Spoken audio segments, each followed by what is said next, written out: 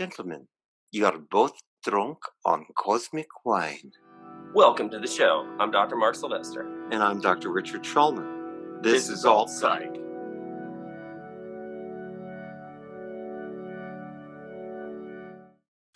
Hi, everybody. I'm Dr. Richard Schulman, and there's my cohort, Dr. Mark Sylvester, and we are Alt Psych.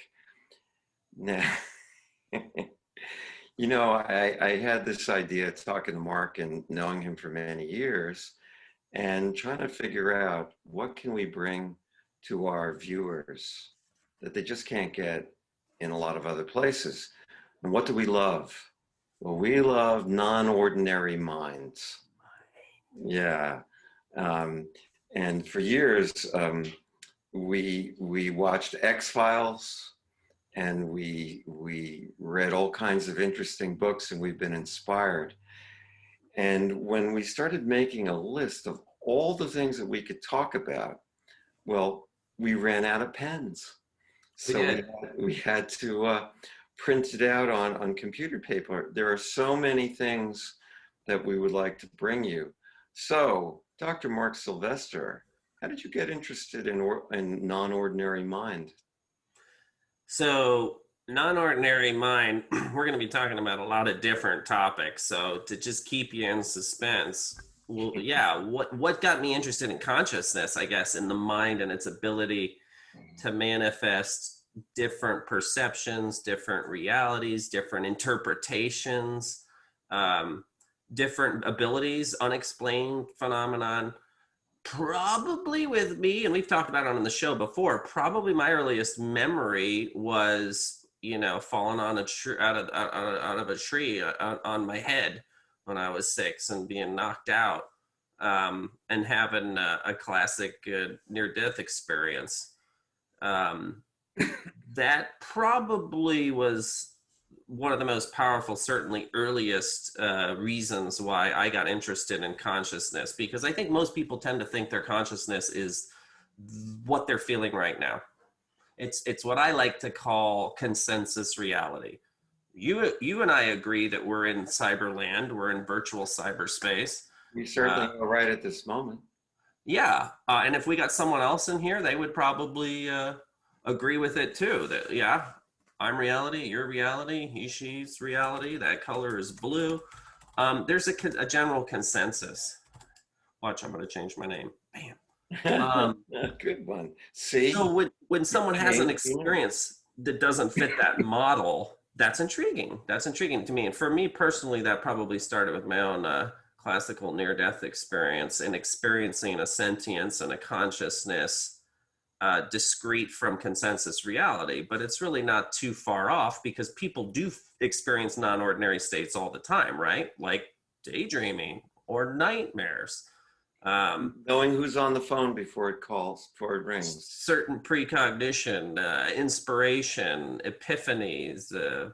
There's all kinds of things that people have experienced, deja vu themselves, that are variants. We would leave the house as kids and come back and all the lights would be on, and my father would go, well, that's just your grandmother letting us know she's around, We had a house like that too, the second house I lived in.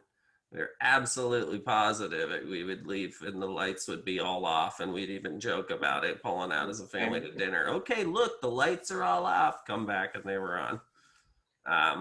Later turned out there was a hobo living in our house, and I'm just kidding. It was definitely a ghost. And my parents were far more psychic than they advertised. My father was one of the most psychic people I ever met. He never acted like it, but I was out of the country. Sounds like someone I know. Yeah, I know. I was out of the country for about a year, and you couldn't call then like you can now. And I tried for like a week to call them and say, well, this is when I have a flight. Meet me at Kennedy Airport. And finally, I couldn't get through, and I got on the plane, and I was halfway across the ocean. My father woke up my mother in the middle of the night and said, he's coming home tomorrow. She said, we haven't heard from him in months. How do you know? He said, well, I just know. And there's a lot of that kind of thing in my life, in my family of origin. But I got to tell you, what actually got me activated in all this was a book called Flying Saucers Serious Business by a guy named Frank Edwards. And I must have been about 10 or 11. And I read this book and I was blown away by the idea. And I started looking up, looking up at the sky, trying to find one, and later on in life I did, but not as a kid.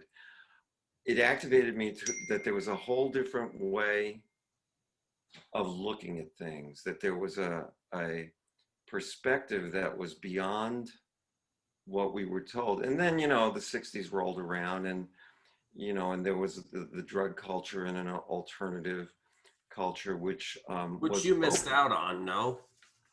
Yeah, actually, I was not a really good hit because I really like to shower. I find that disappointing. Well, okay, I'm cool with that. I forgive you. Thank you so much. I'm just saying, if I lived through the '60s, look out. All these things that we're interested in now, we're starting to, be talked about in the alternative culture. Well, now it's, it became kind of mainstream with TV shows like the one we said, X-Files, and there was the Twilight Zone and Outer Limits, and which was earlier. That actually impacted me a lot. Amazing Stories was another one. Yeah. So the media was out there bringing this to us, and I was a science fiction guy as a kid. So to me, reading the Martian Chronicles, me reading Foundation Trilogy, reading the Dune series when I was young, really impacted me. And actually, it was more interesting than the stuff that we were seeing. Star Trek and Star Wars was a very big deal. When I was younger, Star Trek, when it first came out, we had the space program too. So things started changing back then, but they changed in terms of our consciousness, our conscious awareness that there was a bigger world, a world beyond the ordinary 9-to-5 stuff, or just go to school and come home. So, Dr. Schulman, why are we talking about this now? Well, number one, we love this stuff, okay? True. And it means something to us, and we want to share ideas with people that hopefully will jolt them into understanding that there's a bigger world out there, and maybe healing some of the divisions that we see out in the society. Buddhism, and I like Buddhism. I studied with a Buddhist scholar for a couple of years, and he actually said to me, anything that doesn't fit with your experience of life, throw away. And I said, what kind of religion is this? You can throw stuff away, if it doesn't work for you. But he basically talked about 3 antidotes, that nothing is permanent. We have to deal with impermanence. We have to deal with the idea that there's no one reason for anything, that's dependent co-arising, and that we're really not separate egos. And that's the key. Everything we do interacts with everybody else. And when we realize that, some of these things that we're going to talk about in Non-Ordinary Mind become real, even though we can't exactly measure them. Well, and our loyal viewers, hashtag mom, will remember last week that we talked about kind of what we can do now as a nation to heal is to really be thinking logically, independently, and really be focusing on ourselves, understanding consciousness, expanding consciousness, to make better judgments that aren't fear-based, that aren't fear-centered. But also, wait, before you go on, that the judgments have heart and mind involved. It isn't just logic, but what happens in our culture is when we get stressed, we split logic and emotion, and the emotion that comes out is fear and rage rather than a tenderness and a wish to really connect with people and listen to them. So our hope that by talking, in this series, The Non-Ordinary Mind, by talking about consciousness and all of its different expressions and forms, it will help center people, reconnect them to a power greater themselves, help ground them into making less emotional or purely logical and more balanced decisions, because now is a great time of awakening. You know, we talked about it last week, and I truly believe things are darkest before dawn, and we're either in the second wave or coming up on the second wave. So everybody get their pens and start taking some freaking notes, because we got some future topics of discussion. Like, there's some great ones here. You want me to start hitting you with some, Rich? These are good. Well, I want to hit you with one before you start hitting with me, because I've worked with a lot of patients who had near-death experiences. Almost to a person, they came back looking at life as either precious or meaningful, or the reason they came back. And they came back without a fear of death, most of them. And they came back wanting to help their families or their communities or whatever. Altruism, yeah. Yeah. They didn't come back with none of my people came back with a vision of hell. They all but hellish NDEs are described and do exist, interestingly. I'm sure there are people who do, but I haven't met them. The people that had near-death experiences that I talk to come back with a wonderment and a oneness about what's important and what gives life meaning. In the end, all these things that we're going to talk about, now you can start hitting me, are really about connecting us and bringing meaning, and meeting, I guess, too. And my phrase that I love so much is bringing calm to the chaos. That's what we're here to do, brother. And, you know, you were talking before about books that influence your understanding. I have key ones. I have significant ones. I know that our viewers have a copious amount of time because they're on house arrest and now unemployed and, you know, considering eating the family house cat. But we're going to give them a reading list here too, so that they just burn through a couple dozen books before next week. But one of the earliest ones I remember was Raymond Moody's seminal book, Near-Death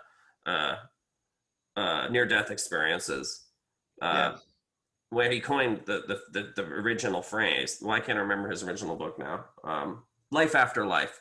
That was his first book. That was a very powerful book to me. Probably the reason I'm married to my wife right now was the Brian Weiss book, Many Lives, Many Masters, who we both happened to coincidentally be reading the same week that we went on our first date. And I took that very much as a synchronicity type of sign. That book really opened me up to thinking outside of the scientific rigors and my dogmatic approach and wiring and training of what I had learned up until that point. Many Lives, Many Masters. First of all, my parents actually told me I should read that book. They had met Brian Weiss in Miami. I met a guy, he recently just died out in Phoenix, named Jim Mead, who taught me past life regression therapy. And I called Dr. Weiss, and I somehow got past his receptionist, and he was very kind to me. And, you know, he's more than kind, because it's because of Brian Weiss that I know you. Whoa, you just blew my skull, man. You didn't know that? Because Brian Weiss connected me with your mom. That's right. You know, and it's funny because when she showed up, she said, well, I was referred to you by Dr. Weiss. And I said, I don't know Dr. Weiss. She says, well, he seems to know you. And I went, you mean Dr. Brian Weiss?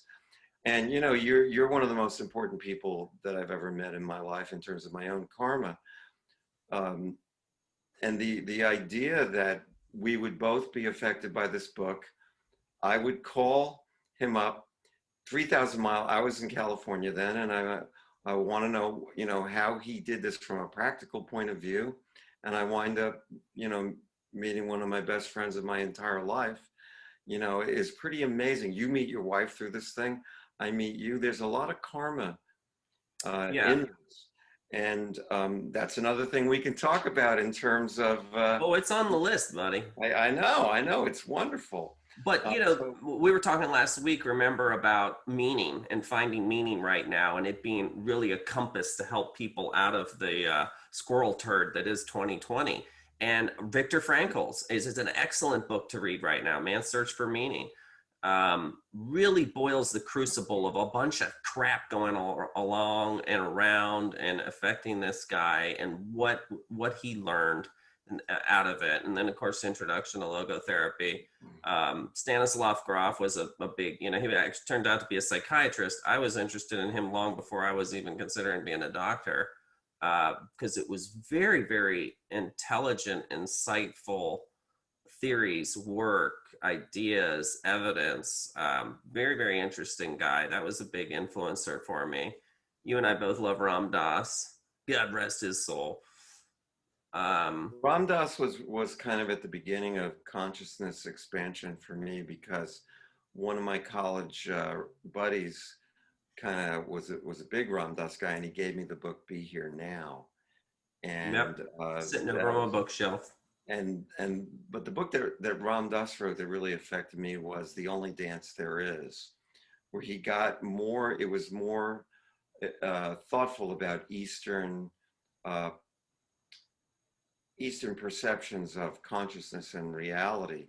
And that really, spoke to me. To be honest, actually, the Beatles had already started that idea in my head, that was worth looking at. But Ram Dass, put words to it that wasn't just music. It was really quite wonderful. So we're going to be talking about so many cool things. And I guess that's the thing. I want to have conversations that if you were at a party and you heard someone talking about this, you would go, oh man, I want to listen to that conversation. That's like dreams and astral projection, remote viewing, and ESP. This is cool stuff. Yeah, that's a great way to think about it. I like that cocktail party. I got to give lip service to a bunch of other great authors. Please do. Let me just read them, because I want people to know what vibe we're getting at here.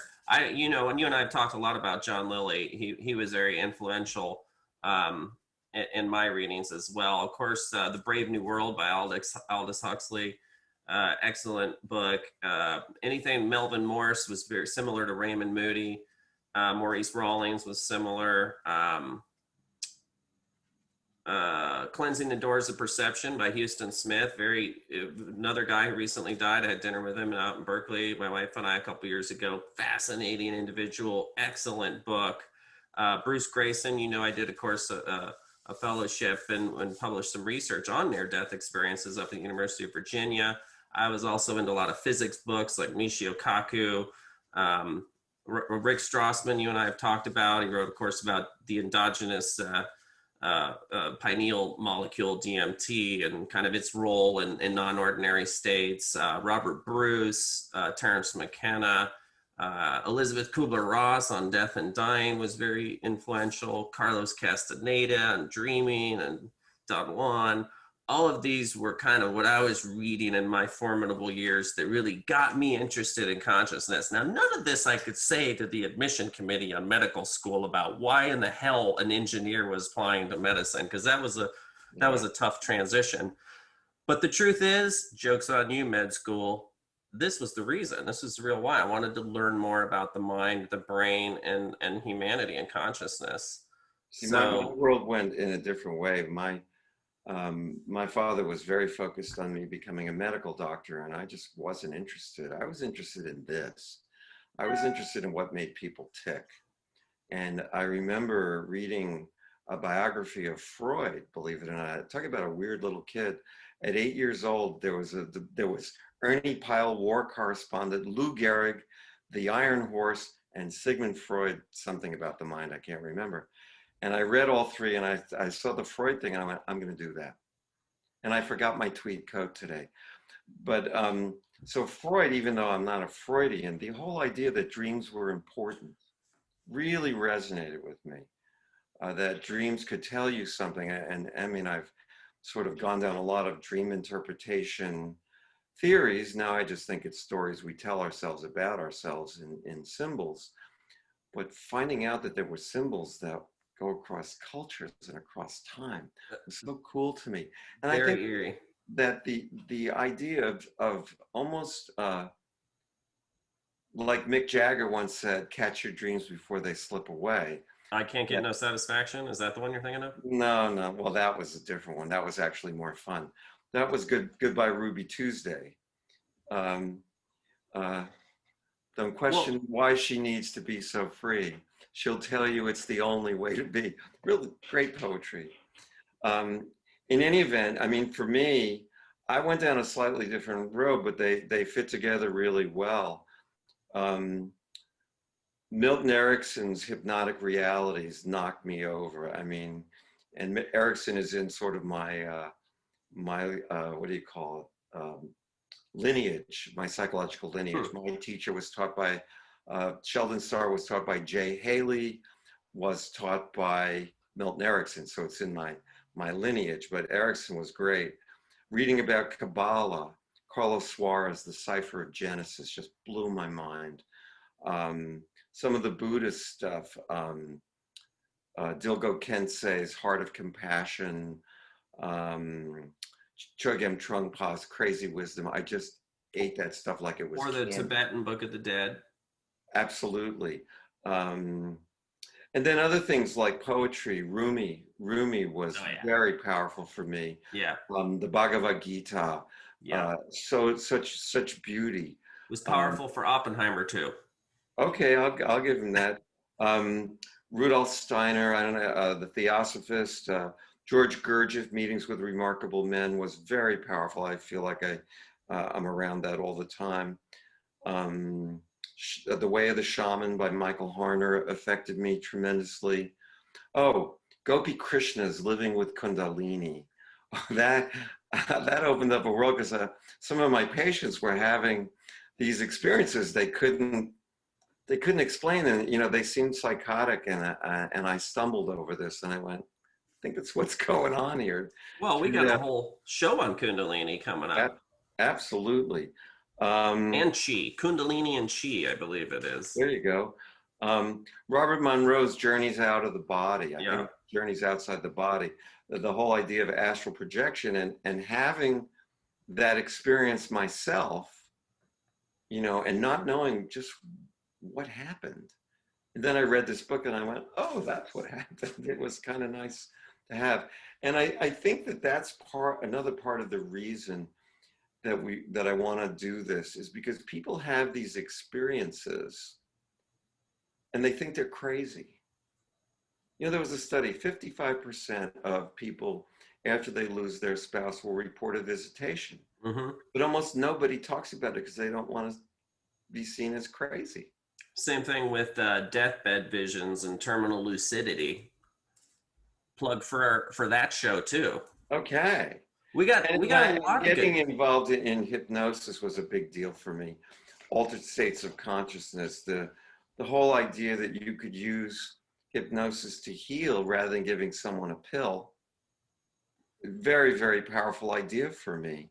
And some of these things, things that I've seen in my practice, now they call it dissociative identity disorder. It used to be called multiple personality. I learned more from that dissociative identity disorder patient than any class I ever took in graduate school. If you want to learn about human consciousness, it's a really good place to go. Well, luckily for our viewers, we have a show on dissociative disorders too. We do. We have a lot of cool. We have a lot of cool stuff. Yeah. Why don't we get the viewers' beaks wet a little bit here? Okay. And give them a little preview of what we got going on in our gray matters. Hang on a second. Are you sitting down? No, I'm sort of hovering here. No, I had a patient is we're doing a live show here. Hysterically, saying, "Where are you?" And I said, just chill. There's hundreds of thousands of people hanging on our every word right now. I agree. They may all be in the astral plane, but what the heck? As long as they hit that like button. It's another show. You want me to we're going into the into the spiritual world is what we're doing with this. We're going into the non-ordinary mind. Let me find some spiritual world stuff. Let's see, we got a show here on ESP and precognition. we got a show here on religious and transpersonal experiences, and thanks to all our viewers for giving us such brilliant input and ideas and thoughts for future shows and critiques and condescending judgment. Never mind. We did a show on collective unconscious. Check that out. We will do more. Spiritual, here's one. We were going to talk about spirits, ghosts, phantasms. That'll be fun. That'll be very X-Filesy. Absolutely. How about lucid dreaming? Ooh, I like that one. Anything with dreaming works for me. My band is Dreamwalkers. I'm Dr. Dreamwalker. How about automatisms? That's a fun one. Automatic writing, and we talked a little bit about that with our music therapy as well too. Right. How about past life regression and soul trauma healing? We've already talked about that, and it's fascinating. Yeah, but we're going deeper. We're doing a whole show on it. We go right down the rabbit hole, and people who are interested in psychedelics might want to tune in. Well, they want to definitely tune in to our psychedelics and nootropics show. We got trance and chanting, the reincarnation and the concept of an afterlife, the Akashic records, or religious allegorical models. St. Peter in his book, monarch programming, MK Ultra. We use consciousness as weapons. Remote viewing. Remote viewing. Mentors remember that movie, The Men Who Stare at Goats? Yes. One of my mentors was involved in that. As I say, it's a true story. He said it was very close to the truth, except that the stuff he knew was more radical than the movie. Holotropic breath work, runner's high and ecstasy, creativity and hypnosis. How about hypnagogy and hypnopompy? Big inspiration of invention for Edison and Tesla. Ironically, it was one of the things they shared in common. You and I were talking the other night about it's much easier to be creative, in the middle of the night when the energy is low. We were talking about that last night when we were writing the show. Everything's a blur, It's all one big day. At 4 a.m, please somebody click the subscribe button. Jesus. That's all the time we have for this week. For today. No, we hope that everyone will not only tune in, but if you have something non-ordinary in mind, you want us to I don't know if I can do that. Yeah, no, keep the comments coming, keep the requests coming. We got lots more. I just, there it is. You can't see because the paper's around backwards. And list. He's got the list. I got a list. Okay. What I would say as we wrap up, because people are yelling at me to do the things. Be here now, man. Eckhart Tolle at this moment.